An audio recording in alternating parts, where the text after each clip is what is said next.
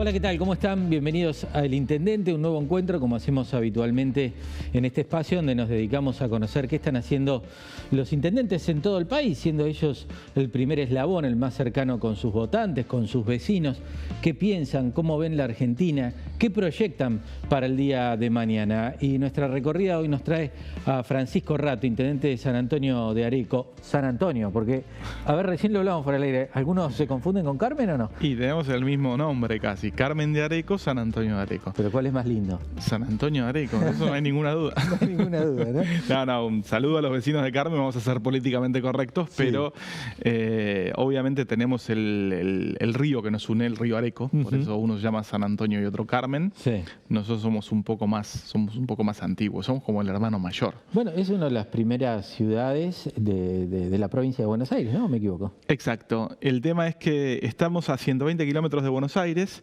y es la segunda posta desde Buenos Aires. O sea, primera Luján a 60 kilómetros más o menos, la siguiente Areco. En esa época, estamos hablando del 1600 y pico. 1600. Sí. Qué bárbaro. No había paradas intermedias, tenías que parar en una posta porque después el resto era peligroso. Entonces San Antonio de Areco, al ser la segunda posta, era la parada obligada de todo el mundo. Qué linda historia esa y que la conozcas y que nos puedas contar un poco, porque, bueno, el Museo Huidaldes cuenta un poco esa historia también, ¿no? De la posta. Exacto. De hecho, la entrada al museo, que es la pulpería La Blanqueada, era una posta real. Claro. En el camino entre... Ahí mismo donde Ahí está. mismo, donde está. Nosotros le decimos el camino del virreinato. En realidad, San Antonio de Areco es más antiguo que el virreinato del Río de la Plata. Claro. Es más antiguo que la República Argentina, que la provincia de Buenos Aires y que el virreinato. Claro. Nosotros tenemos una fecha de fundación de 1730. Qué bárbaro. Pero eso es sobre población preexistente. Es decir, el Cabildo Eclesiástico dijo que San Antonio de Areco era parroquia de campaña. Sí. En ese momento se llamaba el Pago de Areco, ¿no? Era El Pago de Areco era el Claro, nombre. eran pagos. En esa época. Pagos eran como distritos. Tenías el Pago de Luján, el Pago de Areco, tenías el Pago de Arrecifes, ¿Y era el de Areco por el río? por el río. Entonces, como la historia nace así en una estancia del general Ruiz de Arellano, había una amenaza de malón. Había pobladores en la estancia, ya se habían hecho algunas casitas, y entonces dijeron, vamos a rezar. Rezaron a San Antonio de Padua, un santo italiano, Ajá. que si el malón no venía le construían una capilla. Ah, mira. Esto no es 1730, esto es 1600 y pico.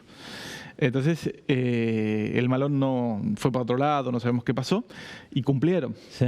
Le hicieron una capillita de adobe y en honor a San Antonio. Bueno, y cuando el Cabildo Eclesiástico dijo dónde hay actividad, si quiere religiosa, Sí.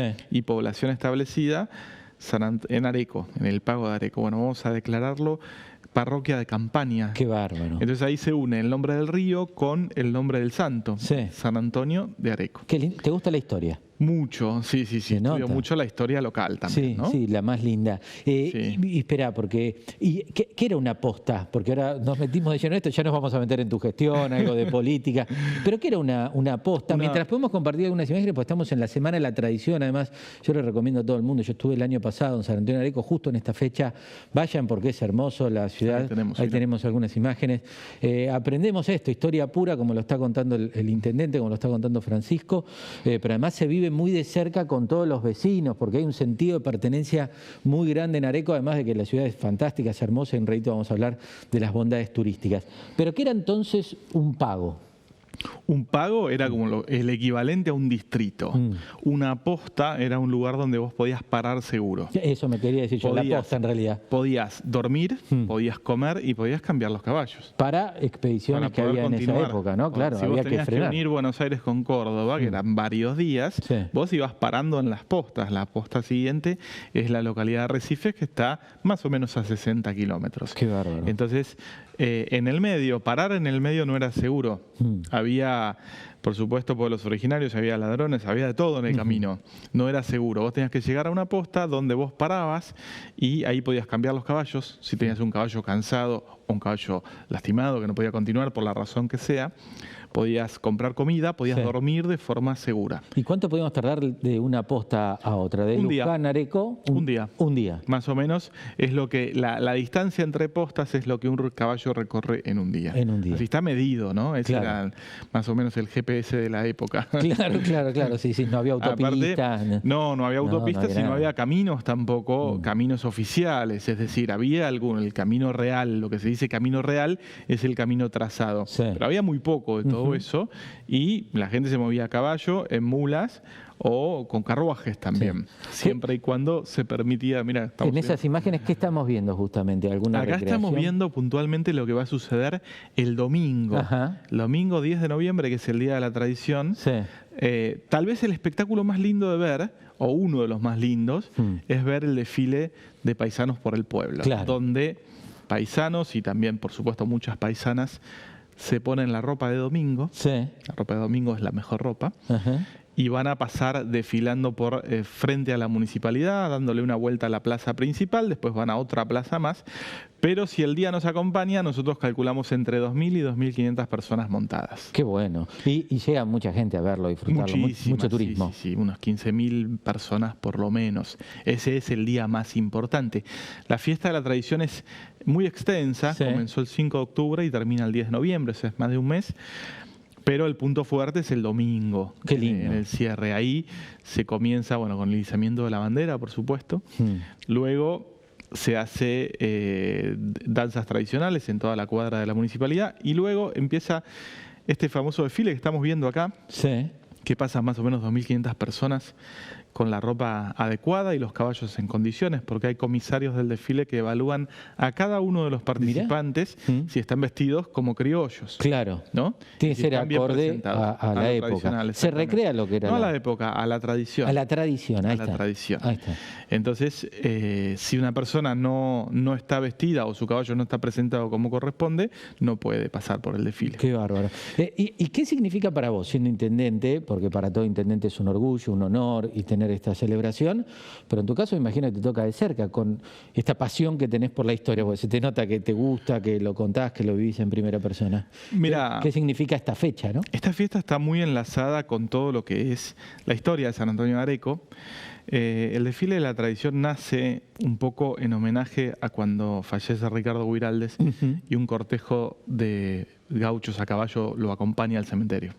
Es como una especie de representación. Ajá. Esto fue hace 85 años. Claro. Entonces, Ricardo Guiraldes nos regala el Don Segundo Sombra, que es una de las obras cumbres de la literatura gauchesca argentina, junto con el Martín Fierro. Sí. Después hay otras obras que son importantes, no sé, Fausto, El Matadero, todo lo de Esteban Echeverría. Todo eso existe, pero yo creo que el Don Segundo Sombra y el Martín Fierro son como lo más importante. Ajá. Entonces, a partir de ahí, por ejemplo, todos los gauchos que nombra Don Segundo Sombra, sus familias están en Areco. Que nombra él en el Don Segundo Sombra, Sí, Ricardo sí. Guiraldes, sus familias están en Areco, conviven con nosotros. Ajá. De hecho, Don Segundo Sombra es un personaje real que está muy curioso. Él llevó el féretro de Don Segundo Sombra de Ricardo Guiraldes cuando falleció. Mirá. Hay una foto donde el personaje del libro está llevando al autor que había fallecido.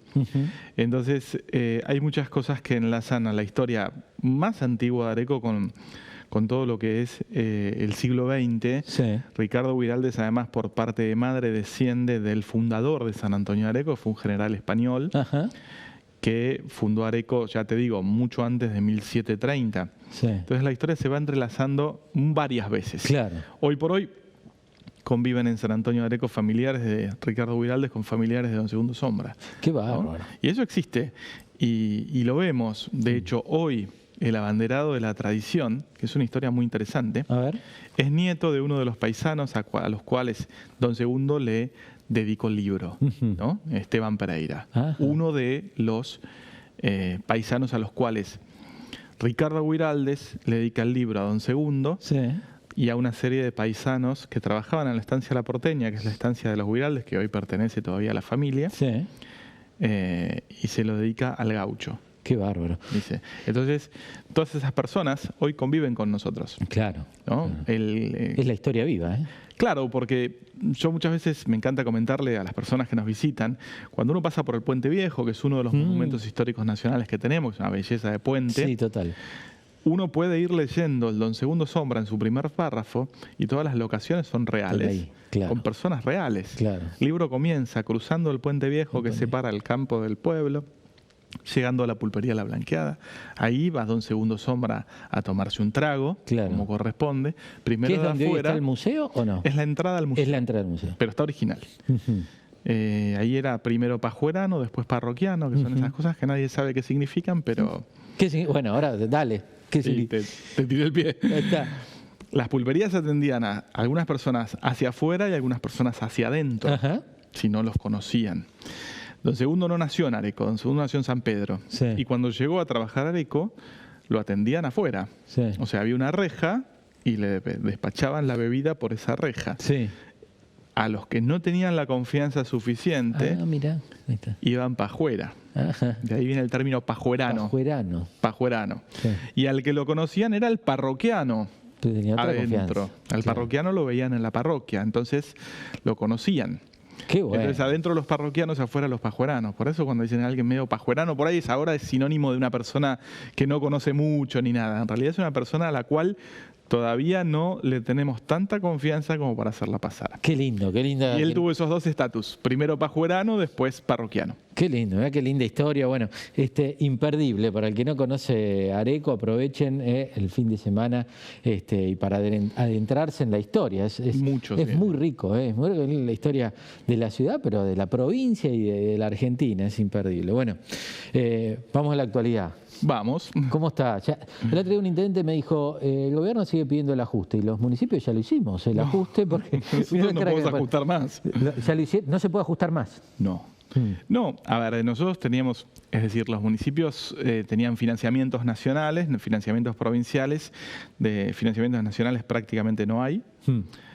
Muy poco, muy poco. Ahí te interrumpo un segundo. Sí. ¿No hay? ¿Qué quiere decir? Por ejemplo, ¿tenés alguna obra nacional, algo que esté haciendo En nacional? este momento no, Nada. nada.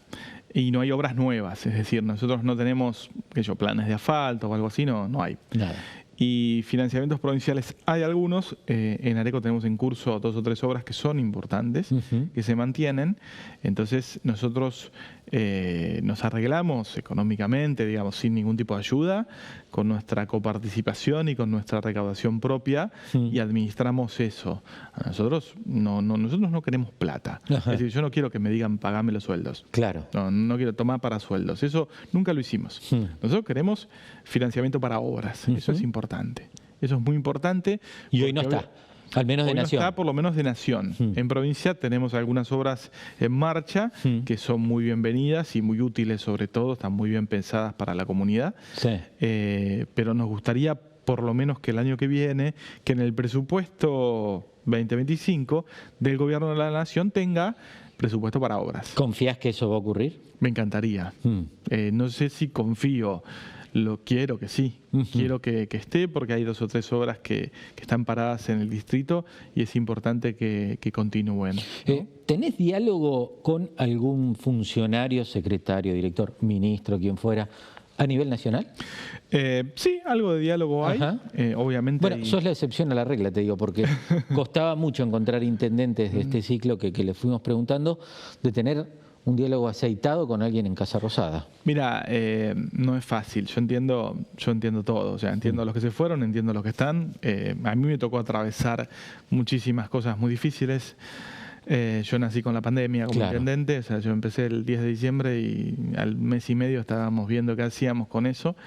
Soy un poco huérfano, o sea, porque mi partido gobernaba San Antonio de Areco, pero a nivel provincia y nación era otro partido.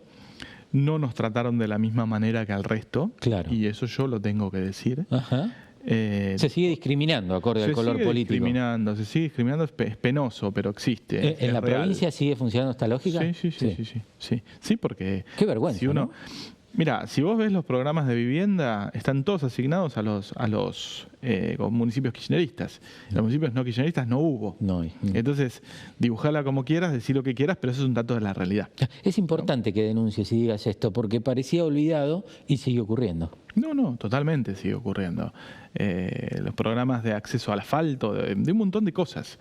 El trato no es el mismo. Yo no voy a hacerme el distraído para quedar bien con alguien. O sea, le guste a quien le gusten, no es lo mismo. No es lo mismo. Entonces a mí me gustaría, obviamente, yo entiendo, yo no estuve para nada de acuerdo con el gobierno de Fernández, en nada te diría. Las consecuencias creo que las estamos pagando. Ajá. El gobierno de Milei está haciendo un esfuerzo enorme porque los números le cierren. Si uno mira los números parece que van bien. La foto no es tan buena. Claro. Porque en la foto, o sea, yo lo veo al presidente muy enfocado en la cuestión económica y como que las otras áreas no tienen el interés que deberían tener. Uno cuando está al frente de una comunidad tiene muchas áreas de interés. Sí, hay una frase, perdón, un segundo, Sí. porque hay una frase tuya muy interesante, vos decís, el ajuste es lindo en números, pero es muy duro para la gente. Exacto. Es así. Sí, lógico. Ahora, hay mucha gente que dice, de alguna forma tenemos que salir. Yo noto, sobre todo en el interior, no es que la gente banca a Milei porque le encanta y dice, ay, dale, seguí ajustándome. Que no pasa por ahí. La gente entiende el desgobierno anterior, Claro, lo sufrió también, claro. y empiezan a decir, bueno, a ver, si no nos arremangamos, si no nos ponemos los largos, ¿viste? No vamos a salir adelante. ¿En qué puntos notás que esa crisis repercute también a nivel local? Ejemplo, al hospital de ustedes va más gente porque perdió la prepaga o la obra social y Sí, tenés mayor demanda. lógico. Sí. Ahí se esas nota. cosas suceden porque obviamente cuando se achica la economía hay gente que empieza a percibir menos ingresos. La inflación que nos regaló Masita cuando se fue en enero del 25%. Los intendentes estábamos muy preocupados. Claro. Porque los insumos del hospital no era 25%, era mucho más, y por las dudas. Y no podés ir con un 25% de tasa en un mes, aumentarle al vecino. No podés. Entonces, fue un año muy duro. Fue un año muy duro. Yo veo que los números se van acomodando. No es decir, ay, sí, la inflación bajó. Bueno, también hubo un parate en la economía. Es una realidad bastante compleja la que vive Argentina. Yo lo que noto que por ahí viste, cuando gobernó Mauricio Macri, la gente no se bancó nada al ajuste y ahora se lo está bancando. Primero por el carácter del presidente, supongo, que dijo esto es así, punto, se va a hacer. No consultó demasiado. Y segundo, porque creo que en el gobierno de Macri se desaprovecharon muchísimas oportunidades. Ajá. O sea, la gente por ahí lo tiró por la ventana. Sí. Y debió haber tenido un poco más de paciencia. Pero bueno, es un diario del lunes esto, ¿no? Sí, claro. ¿Y crees que hoy la gente lo banca? Porque es durísimo, lo definís muy bien lo que está pasando en la calle, en el bolsillo de la gente, y lo banca por el liderazgo que tiene, por las formas que tiene Milei, por eso se lo banca. Yo creo que lo banca porque está haciendo las cosas que hay que hacer. Te lo planteo como una metáfora. Se tiró al río, el río tiene mucha correntada y él nada para adelante. Claro. Entonces la gente empieza a ver que, bueno, evidentemente algunos resultados se están teniendo, algunos indicadores están bien, y todo lo anterior. El gobierno de Fernández fue una impostura de principio a fin. Una impostura. Una impostura, era mentira el gobierno de Fernández. ¿El velo de ese gobierno se cae con lo de Fabiola? Con todo se cae, con funcionarios que hasta se burlaban del presidente delante de cualquier intendente o hacían cualquier cosa. ¿Te pasó? Sí, me pasaron cosas tremendas. ¿Lo viste que era un ministro, un secretario? Lo vi hablando mal del presidente delante de mucha gente, ¿no? Pero por otro lado, creamos el Ministerio de la Mujer y cuando la esposa del presidente llamó le dijeron no podemos hacer nada. Era como toda una puesta en escena y nada funcionaba. Anunció una guerra contra la inflación un viernes a las 2 de la tarde. Mañana comienza la guerra. No, mañana es sábado. O sea, no sé por qué. Pero hay muchos que parece que descubrieron los males a partir del 10 de diciembre con Milei. Siempre pasa. Yo formo parte de Juntos por el Cambio. Sí. Hicimos una elección muy mala. Salimos terceros. No quisimos ver nada. Y también en el gobierno cuando éramos gobierno, la gente se quejaba de Macri y se quejaba de Vidal. Después, los que se quejaban de Macri y Vidal se pasaron a enmudecer y a quejarse de Fernández nosotros. El argentino es muy así. Sí. Y está bien. A ver, uno Pero sí, es alevoso como el tema de las universidades. Vos siendo agrónomo egresado de la universidad pública y teniendo la universidad en San Antonio también, ¿cómo ves esa situación? Yo hice fuertes declaraciones, como se dice ahora, con respecto a la marcha esa donde estaba Massa marchando. Massa le sacó 50.000 millones de pesos de presupuesto en el último año a las universidades y ahora va y marcha. ¿Qué te generó eso? Mucha indignación. ¿Te indignó verlo ahí? Mucha indignación. Porque además, facultades de la UBA que le hicieron campaña a Massa no dijeron ni mu cuando pasó eso. Y ahora salían todas a protestar. Y eso sí, por ahí te indigna. ¿Cómo es? ¿Al peronismo se le permite todo en la Argentina? Todo, son varas diferentes. La vara del peronismo es al ras del suelo, la vara nuestra tenés que ser, no sé, salto con garrocha para pasarla. Claro. Y es una realidad, eso pasa. Y ya que nos metimos en la política, ¿qué tiene que hacer juntos? Me vas a decir que no están pensando en las elecciones, que falta mucho, pero en este escenario hay que tener diálogo con La Libertad Avanza, ir juntos en la elección. ¿Tenés postura definida? Mira, yo creo que juntos... yo ya te digo, me sentí súper cómodo siempre en un espacio político con gente increíble. Me parece que hay que hacer una especie de gran mea culpa. Igual el mea culpa nos lo piden a nosotros. El peronismo hace cualquier cosa y usted no haga mea culpa. Sí, yo cada peronista que veo le digo, hacen autocrítica, pero es así la autocrítica que hacen. ¿No? Sí, nos equivocamos, pero ahora es culpa de Milei. Esa es la autocrítica. Bueno, el peronismo es el gran responsabilizador de los demás. Siempre la culpa la tiene otro. Sí. Pero bueno, más allá de eso, nosotros tenemos que ver cómo nos vamos a reconfigurar, porque hoy por hoy es un Milei versus el kirchnerismo. No hay una tercera posición. No hay gris en el medio. No hay gris en el medio. Y nosotros vamos a quedar en ese peligroso gris que un poco te borra o te desdibuja. Pero ya me decís, van a quedar ahí, no va a haber acuerdo. No lo sé, no lo sé, pero si nos vamos a quedar ahí, o vamos a un acuerdo con Milei, o nos quedamos, pero quedarse implica menos del 10% de los votos, porque acá va a estar la gente que va a decir, banquemos al presidente, la gente que quiere la cabeza de Milei como la vemos en las marchas todo el tiempo. Entonces me parece que en esta oportunidad va a ser una especie de plebiscito y no va a haber lugar para terceras posiciones, ¿no? Que la elección pasada fue un 3 tercios. ¿No? Milei, Massa, Bullrich. Ahora no lo ves. Yo ahora no lo veo. Realmente no lo veo. Cuando voy a hacer... Entonces, bueno, veremos cómo encaramos nosotros. ¿De qué lado nos vamos a poner? Obviamente yo con el kirchnerismo ni a la esquina. No hay forma. No. Vos tenés un origen vecinal igual. Yo soy vecinalista. Sí, por eso. Sí. Cuando uno va a San Antonio disfruta, la ciudad es hermosa, se sorprende de muchas cosas, nos vamos mucho de Buenos Aires para pasar el finde y nos sorprende cuando emprendemos la vuelta que el vecino está sentado en la vereda tomando mate, cuestión que en el conurbano se perdió, no puede sacar ni el celular.